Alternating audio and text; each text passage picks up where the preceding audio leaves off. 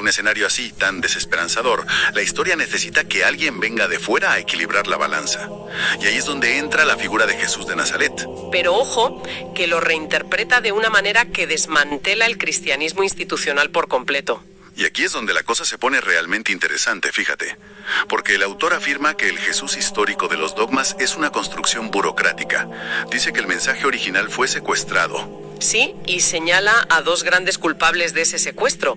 Por un lado, el cisma del año 1054, cuando la Iglesia se parte en dos por temas de poder territorial y dogmas. Ya, Oriente y Occidente. Y por otro lado, lanza una crítica feroz, pero feroz, a Pablo de Tarso. San Pablo. Es que el texto llega a insinuar que en aquel famoso episodio en el camino a Damasco, Pablo no se encontró con Jesús. Dice que contactó con otras fuerzas cósmicas que lo engañaron para crear una religión sumisa, aliada con el Imperio Romano. Claro. Por tanto, el Jesús que defiende este códex nazareno no es para nada el fundador de una religión mundial. Lo presenta como un enviado de otros mundos, un maestro de maestros, cuya misión era anunciar literalmente el game over. Venía a decir que se había acabado el tiempo, ¿no? Eso es.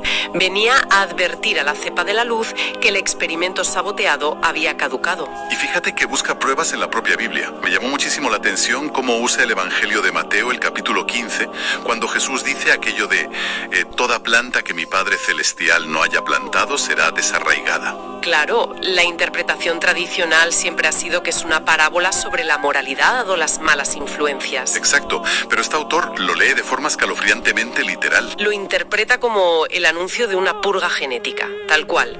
La planta que no es del padre es la cepa del mal metida en el Edén, y su desarraigo es erradicar por fin esa línea destructiva. Pero, a ver, me surge una duda. Si el mensaje era tan urgente, una alerta galáctica sobre ADN y ciclos cósmicos, ¿por qué Jesús hablaba todo el rato en parábolas crípticas de pastores y ovejas? Pues la explicación que da el autor es sociológica y es fascinante. Plantea que el pueblo judío del siglo I estaba súper fracturado. Los fariseos veían a Dios como un juez implacable, los saduceos como un rey, los celotes querían a un Dios guerrero contra Roma. Vale, entiendo. Si Jesús llega al templo hablando de conciencias creadoras saboteadas o de extraterrestres, lo encierran por loco al instante. Exactamente, no habrían tolerado esa visión, salvo por un grupo muy concreto, que el autor rescata con fuerza, los esenios. Ah, los del Mar Muerto. El texto dice que ellos sí se acercaron a esta verdad al hablar de la guerra cósmica entre los hijos de la luz y las tinieblas. Así es. Tenían la mente abierta a ese conflicto dimensional más allá de la política de la época. Y conectando con eso de las dimensiones, llegamos a la parte que me parece más loca, pero a la vez la más ingeniosa del documento. El autor da un salto desde los judíos del siglo I hasta la astrofísica del siglo XXI, afirmando que la ciencia de hoy valida a Jesús. ¿Por qué el autor cree que cosas como el telescopio James Webb validan este mensaje? Lo fascinante aquí es que el autor hace una lectura hiperliteral de las frases de Jesús. Cuando Jesús decía, mi reino no es de este mundo, siempre hemos pensado en un cielo espiritual, ¿verdad? Claro, las nubes, los ángeles. Pues el texto sostiene que estaba hablando de astrofísica pura y dura, de geometría espacial, que venía de otras coordenadas del universo. Y ahí mete la teoría de cuerdas, ¿no? Exacto. La física teórica moderna nos habla de 10 u 11 dimensiones superpuestas, y el telescopio James Webb nos muestra un universo de una complejidad abrumadora. Según el autor, nuestra ciencia está en pañales, pero está empezando a descubrir las realidades múltiples que Jesús, como emisario interdimensional, ya conocía de sobra.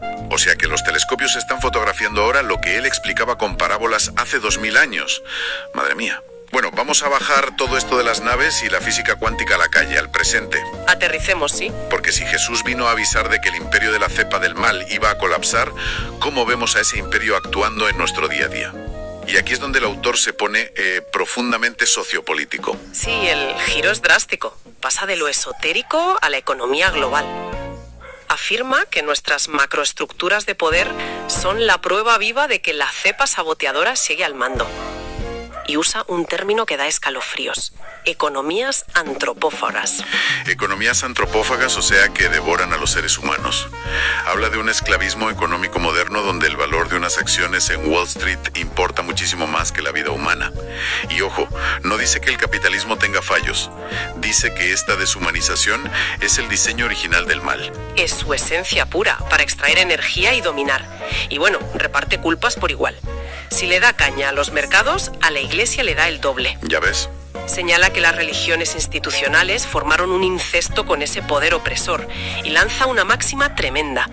Dice que cualquier religión que predique un castigo en el infierno para quienes no obedezcan es una religión impostora. Tiene toda la lógica dentro de su teoría. Si el miedo es la herramienta de la cepa saboteadora para bloquearnos, pues usar el terror al infierno es trabajar directamente para ellos. Claro. Y frente a eso, dice que la verdadera religión de la luz debería ser una ciencia unida a la conciencia, una tecnología para devolvernos a las estrellas. Y la clave para activar esa conciencia, que suena muy épico lo de las estrellas, es en realidad súper terrenal. Dice que Jesús dejó un método práctico muy simple pero muy difícil. Ama, perdona y ayuda, sin interés alguno. Una vuelta a la empatía radical. Pero fíjate cómo envuelve esto con un humor negro, casi cínico. Hay un detalle en el documento que me encanta, y es la mención constante al código postal 33109 en Estados Unidos. En Miami-Dade, ¿verdad? Sí, en Fisher Island, una isla súper exclusiva a la que no puedes llegar por carretera. Literalmente donde viven los más ricos del mundo. Pues él bromea diciendo que ahí viven los chicos malos. Es el símbolo del elitismo y el escapismo de la cepa del mal. Gente que ve el apocalipsis no como un despertar, sino como el momento de coger sus naves clonadas e irse a Marte dejando la Tierra ardiendo. Es la imagen del hipermaterialismo y la falta de empatía total. Entonces, ¿qué significa todo esto? Para quienes nos están escuchando, ¿por qué debería importarles esta historia de ADN extraterrestre y dimensiones? Es una buena pregunta, porque suena a película, desde luego. Sí, pero si le quitas la capa de ciencia ficción alienígena, te queda un espejo muy duro de nuestra sociedad. Su crítica a un sistema que valora más la bolsa que a las personas y a instituciones que gobiernan con el miedo es muy difícil de rebatir. Y su solución de amar y ayudar desinteresadamente es un mensaje súper terrenal y necesario hoy en día. Totalmente de acuerdo. Despojado de su marco esotérico, es una llamada de atención muy humanista. Bueno, ha sido un viaje mental intensísimo.